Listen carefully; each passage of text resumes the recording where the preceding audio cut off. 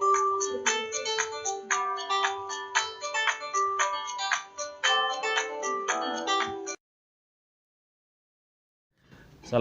warahmatullahi wabarakatuh. Selamat pagi anak-anak kelas 4 SD Muhammadiyah 21 Buluwarti. Semoga kita semua tetap dalam keadaan sehat walafiat. Nah, pada pagi hari ini kita masih di bab 1 akan membahas tentang hukum bacaan nun mati. Nah, hukum bacaan nun mati itu apa saja? Nanti kita membahas idhar halqi, iqlab, idgham, dan ikhfa hakiki. Nah, tidak perlu berlama-lama lagi, kita masuk ke materi yang pertama, yaitu idhar halqi. Nah, anak-anak, pertama-tama kita akan membahas terlebih dahulu, yaitu idhar halqi.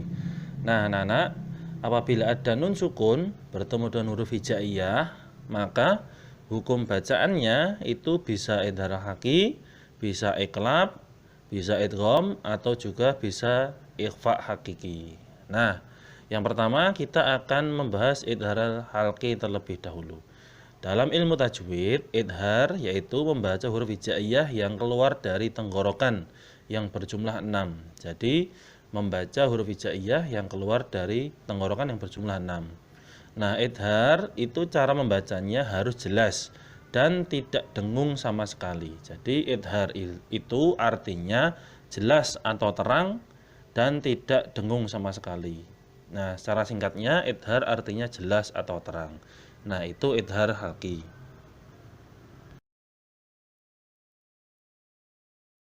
Nah, anak-anak, sekarang kita masuk ke contoh bacaan idhar halqi.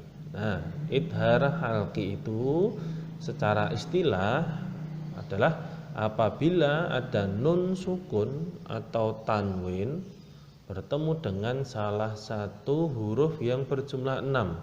Ada hamzah, ada ha, kha, ain, ghain, dan ha. Nah, itu huruf idhar halqi berjumlah 6. Nah, jadi jika ada nun sukun atau tanwin an, in, un bertemu dengan huruf yang 6 itu, maka harus dibaca terang atau jelas.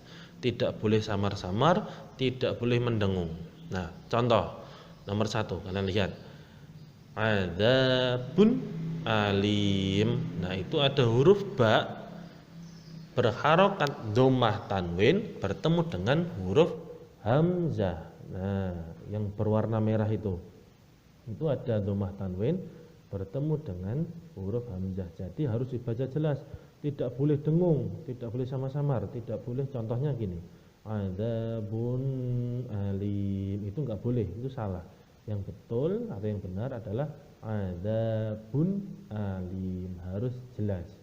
Nah, yang kedua ada nun sukun bertemu dengan kha, min khosyatin. Nah, ada nun sukun bertemu dengan huruf kha. Yang ketiga min ainabin. Nah, itu ada nun sukun bertemu dengan huruf ain. Nah, jadi harus dibaca jelas. Nah, jadi anak-anak, jika mencari bacaan idhar di Al-Quran atau di juz amma, itu pertama cari nun sukun. Nah, atau kalau tidak ada nun sukun, ada cari tanwin. Nah, setelah itu, setelah nun sukun ada huruf apa? Nah, kalau bertemu dengan huruf hamzah, ha, kha, ain, ghain, dan ha, jadi harus dibaca jelas. Kalau tidak ada nun sukun, ada tanwin enggak? Ada an, in, un enggak? Nah, setelah tanwin hurufnya apa? Kalau hurufnya yang 6 ini berarti idhar dan harus dibaca jelas. Nah, itu contoh dan cara membaca bacaan idhar halqi. Nah, anak-anak, sekarang kita masuk ke bacaan iqlab. Nah, iqlab itu artinya membalik atau menukar. Disebut iqlab apabila ada nun sukun atau tanwin bertemu dengan huruf ba. Nah, kalau idhar tadi hurufnya berjumlah 6, kalau iqlab ini cuma 1, yaitu huruf ba. Jadi apabila ada nun sukun atau tanwin an, in, un bertemu dengan huruf ba, maka harus dibaca membalik atau menukar. Contoh, Nah, nomor 1 itu ada contoh Pak Guru baca. Tulisannya adalah hillun bihada. Hillun bihada. Nah, tapi cara membacanya hillum bihada. Jadi hillum bihada karena ada dhammah tanwin bertemu dengan huruf ba, maka disebut dengan iklab. Nah, hillum bihada. Nah, contoh yang kedua, illa mim ba'di. Nah, illa mim ba'di. Tulisannya illa min ba'di, tetapi cara membacanya illa mim ba'di. Langsung masuk atau menukar. Jadi nunnya dianggap tidak ada. Nah, itu ada nun sukun bertemu dengan huruf ba. Nah, contoh yang ketiga adalah lanas fa'am bin nasiyah. Nah, itu ada fathah tanwin bertemu dengan huruf ba. Nah, itu contoh bacaan iklab. Nah, anak-anak, tadi bacaan idgham haqqi, sekarang kita masuk ke bacaan idgham. Idgham itu dibagi menjadi dua, ada idgham bi gunnah dan ada idgham bila gunnah. Nah, sekarang kita masuk ke idgham bi gunnah terlebih dahulu. Nah, idgham bi gunnah ini cara membaca bacaan idgham bi gunnah yaitu harus dibaca dengan dimasukkan atau ditasdidkan ke huruf yang berjumlah 4 dengan dengung. Nah, hurufnya apa, Pak? Hurufnya ada ya, nun, mim, wawu. Jadi apabila ada nun sukun, nah secara istilahnya apabila ada nun sukun atau tanwin an in un, nah bertemu dengan huruf 4 ya, nun, mim, wawu. Nah, kalau idhar tadi hurufnya 6, kalau idgham bi gunnah itu hurufnya 4, ada ya, nun, mim, dan wawu. Maka cara membacanya, kalau tadi idhar itu jelas, kalau idgham bi gunnah ini kalau ada nun sukun atau tanwin bertemu dengan ya, nun, mim, wawu salah satunya, maka cara membacanya harus dimasukkan dengan mendengung. Nah, sekarang kita masuk ke contohnya. Nah, anak-anak, sekarang contoh bacaan idgham bi gunnah. Seperti yang Pak Guru jelaskan tadi, apabila ada nun sukun atau tanwin bertemu dengan huruf salah satu dari ya, nun, mim, wawu, maka harus dibaca dengan dimasukkan dengan dengung. Contoh di yang pertama miwaroi. Nah, itu ada nun sukun bertemu dengan wawu, langsung dimasukkan dengan mendengung sedikit. Miwaroi. Nah, itu ada nun sukun bertemu dengan wawu.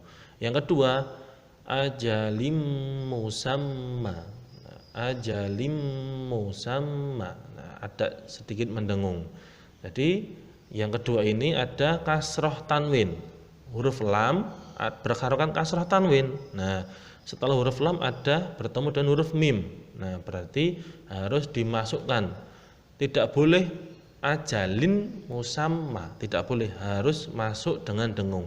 Ajalim musamma. Nah, yang ketiga adalah min ni'matin. Nah, ada nun sukun bertemu dengan huruf nun. Nah, maka harus masuk dengan dengung.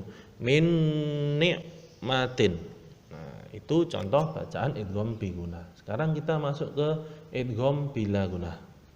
Nah, anak-anak, sekarang kita masuk ke bacaan idgham bila gunnah. Dalam ilmu tajwid itu artinya apabila ada nun sukun atau tanwin bertemu dengan salah satu huruf lam dan ro. Nah, jadi kalau tadi idgham bi gunnah itu ya, nun, mim, wawu, kalau idgham bila gunnah itu hurufnya cuma 2, lam dan ro. Nah, jika nun sukun atau tanwin bertemu dengan lam atau ro, maka cara membacanya adalah dimasukkan tanpa mendengung, ya, dimasukkan tanpa mendengung. Kalau idgham bi gunnah tadi dimasukkan dengan dengung, kalau idgham bila gunnah dimasukkan tanpa mendengung. Nah, sekarang kita masuk ke contohnya. Nah, sekarang kita masuk ke contoh bacaan idgham bila gunah. Jadi Pak Guru ulangi, idgham bila gunah itu hurufnya ada 2, lam dan ro. Nah, sekarang kita contoh yang pertama. Itu ada nun sukun bertemu dengan huruf ro yang berwarna merah. Cara membacanya harus dimasukkan tanpa mendengung. Jadi langsung masuk. Contoh, mirrabbihim. Nah, langsung masuk, tidak boleh itu tidak boleh, itu salah. Langsung masuk tanpa mendengung. Mirrabbihim. Jadi nun sukun bertemu dengan huruf ro. Jadi nunnya itu dianggap tidak ada jika dibaca.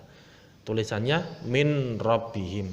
Membacanya karena ini idgham bila gunah langsung masuk tanpa mendengung.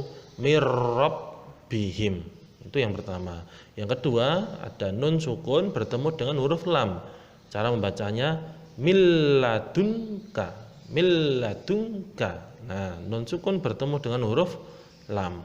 Nah, yang terakhir adalah kasroh tanwin atau kasroh tain bertemu dengan huruf ro.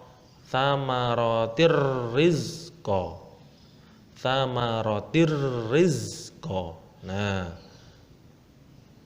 itu contoh bacaan idgham bila gunah. Nah, sekarang tugas untuk anak-anak. Nah, anak-anak sekarang bacaan ikhfa. Ikhfa secara bahasa atau secara singkat artinya adalah samar-samar atau menyembunyikan. Samar-samar atau menyembunyikan. Dalam ilmu tajwid adalah apabila ada nun sukun atau tanwin, sama seperti iklab tadi, apabila ada nun sukun atau tanwin bertemu dengan salah satu huruf 15. Nah, jadi kalau tadi iklab itu hurufnya cuma satu tok, huruf ba. Kalau ikhfa ini berjumlah 15 atau yang paling banyak. Hukumnya dibaca ikhfa atau nanti dibacanya samar-samar atau menyembunyikan. Hurufnya 15 apa saja? Nah, yang pertama adalah dot, zal, kaf, fa, qaf, dal, jim, to, zo, ta, sin, fa, zain, shin, shod. Nah, itu adalah 15 huruf yang termasuk dengan atau yang tergolong huruf bacaan ikhfa. Jadi apabila ada nun sukun atau tanwin bertemu dengan salah satu yang 15 ini, salah satu aja, maka itu dibaca atau termasuk bacaan ikhfa. Jadi harus dibacanya sama-samar. Nah, sekarang kita masuk ke contoh. Nah, anak-anak sekarang contoh bacaan ikhfa dan cara bacanya. Nah, kalau iklab tadi itu cara bacanya sedikit mengubah atau menggantikan dan ada dengungnya. Kalau ikhfa ini membacanya dengan cara mengeluarkan suara nun mati atau tanwin dari dalam rongga hidung.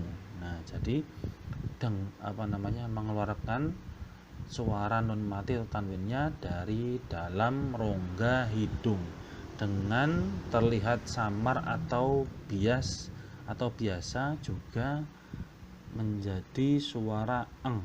Nah, eng atau n sesudah itu disambut dengan dengung sepanjang 2 sampai 3 harokat. Nah, langsung kita contoh saja.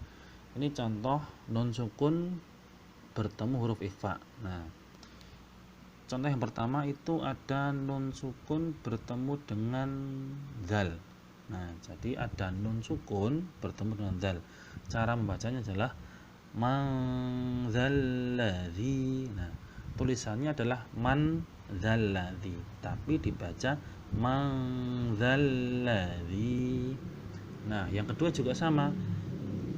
Innal insana, itu tulisannya innal insana, tapi dibaca innal insana. Nah, itu contoh nun sukun. Nah, sekarang contoh tanwin. Contoh tanwin itu ada fathah tanwin bertemu dengan huruf tha. Nah, tulisannya ma'an sajjaja. Nah, karena ada fathah tanwin bertemu dengan sa, maka dibaca ma'an sajjaja. Nah, contoh yang kedua adalah sama, fathah tanwin bertemu dengan huruf shad. Tulisannya qauman sholihin, tapi dibaca qauman sholihin. Nah, itu contoh bacaan ikhfa baik yang nun sukun bertemu dengan huruf-huruf ikhfa ataupun tanwin bertemu dengan huruf-huruf ikhfa. Itu contoh bacaan ikhfa. Nah, sekarang lanjut ke tugas kalian di rumah.